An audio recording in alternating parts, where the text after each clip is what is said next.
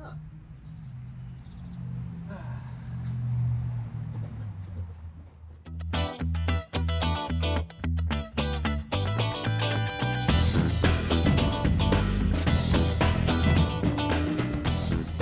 Today, we're working on brakes. As you can see today, we're deep in the bowels of the TR-6.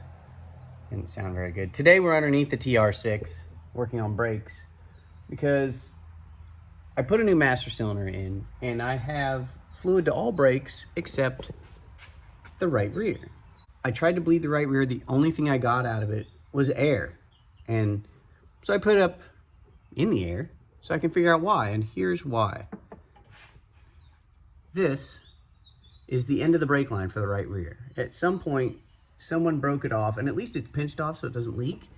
But if you can see, that's got to come out of there. So I've already taken it off, and I put a plug in that's leaking, but it's only weeping, so it's not too bad. And we will get this line out of here. It should just sort of, there we go. Okay. And here's our line. I bought a replacement line for it. It is a bubble flare. It is standard thread, and it's about 20 inches long. So we're gonna bend this by hand, put it back up in there, and well, I guess pray that it works. Okay, let's go over to the bench. We've got our old line, and we've got the one I'm gonna replace it with. This one is a bubble fitting, which is a single flare, not a double flare, and it's standard thread. And after that, it's just a 3/16 line. So nothing really special about it. I had the hardest time trying to find standard thread, go figure, but I did. So we've got bubble end, we've got standard thread, 20 inch long. So I should not need tubing cutter or flaring tool.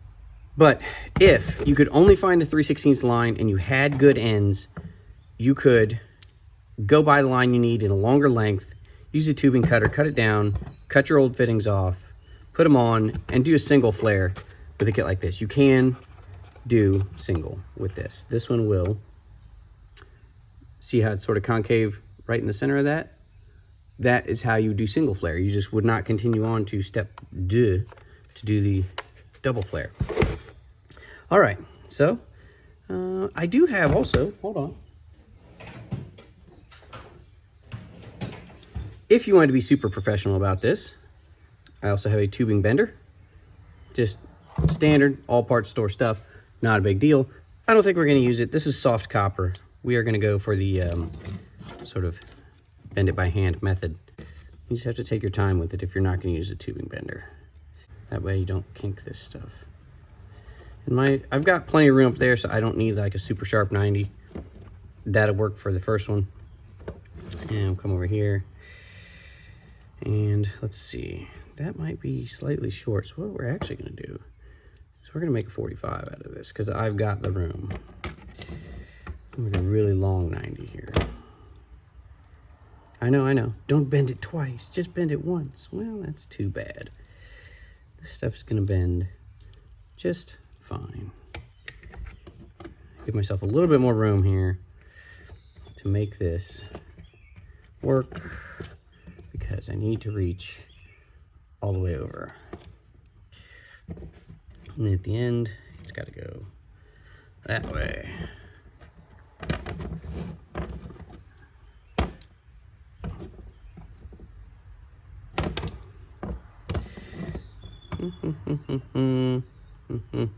That's pretty close.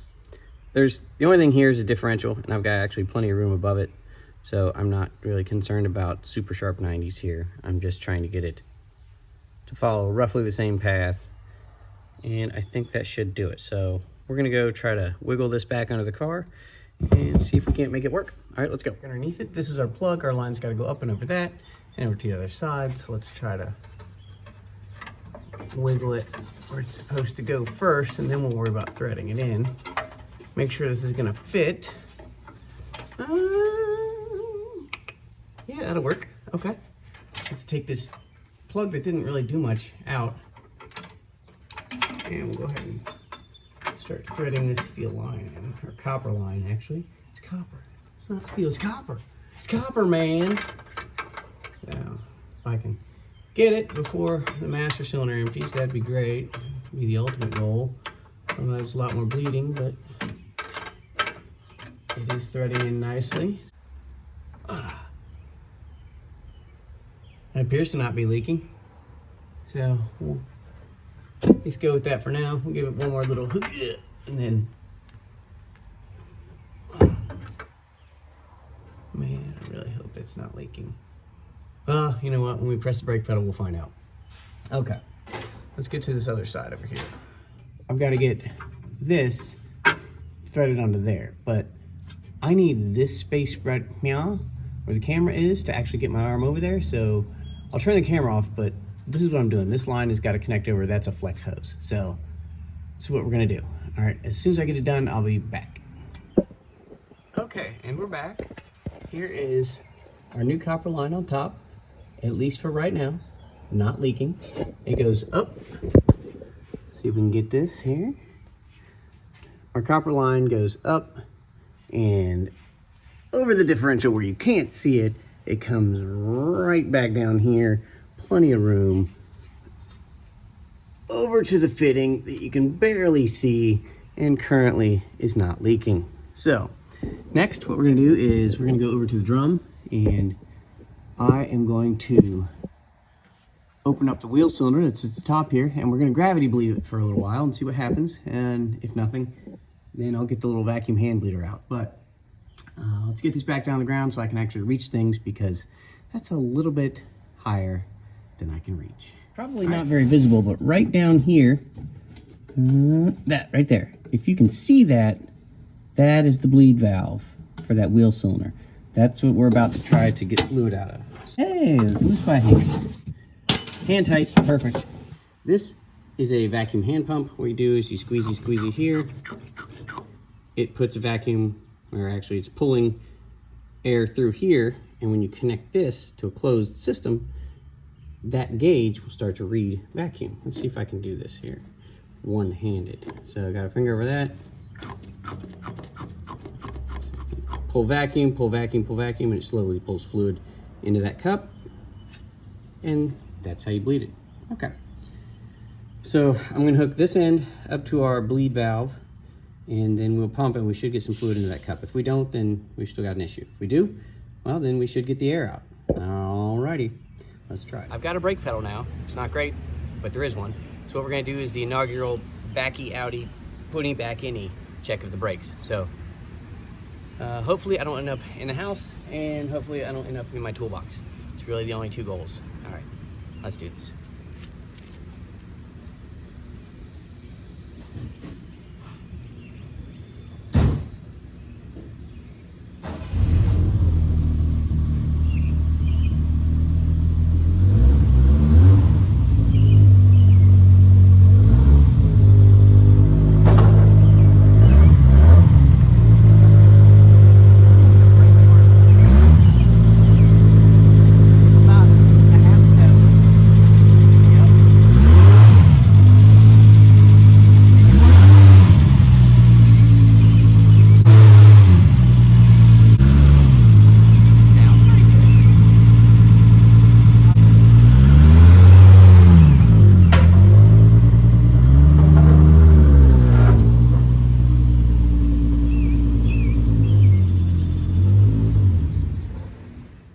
I think that went pretty well.